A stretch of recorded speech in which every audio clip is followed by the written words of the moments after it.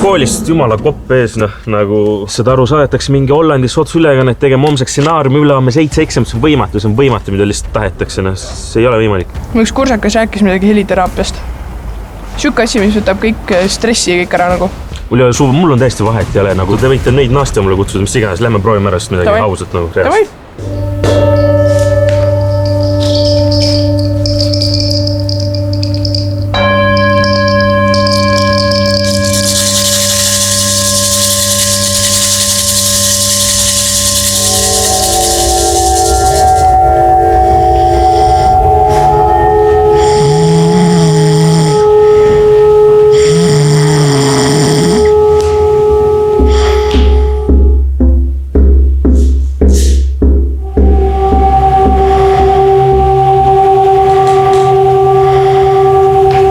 Inimesed siis saavad nagu nii süva lõdvestunud seisundi, et nendel hakkab nagu suurem taipamine ja teadlikkust tekkima iseenda hingemaailmast, enda sisemaailmast, oma emotsioonidest, mõtetest, tunnetest.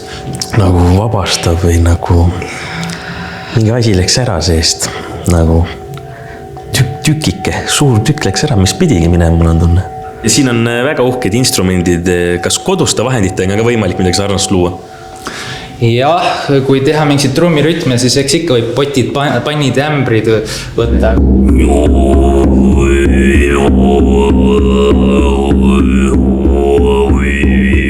Kas proovime neid aktiivmeditatsioone? Jah, ma pean nüüd panema õige muusika peale.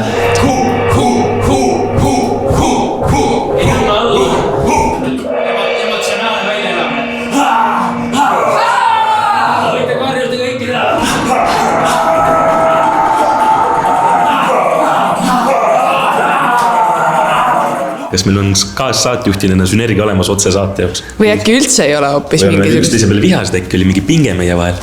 Ja kui ma teile seanssi tegin, siis ma tundsin häid vibratsioone või häid võnkeid. Pigem tundsin mingit sellist ühte sulamumist. Inimene lõõgastub maksimaalselt, kui temaga tegeletakse ise, nagu näiteks antud kontekstis heliteraapilised.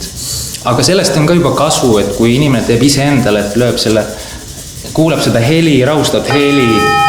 Ja nagu ma siin rääkisin, et hingab sügavalt sisse välja ja paneb silmad kinni, siis ta saavutab ka sellise lõõgastumise tasakaalu.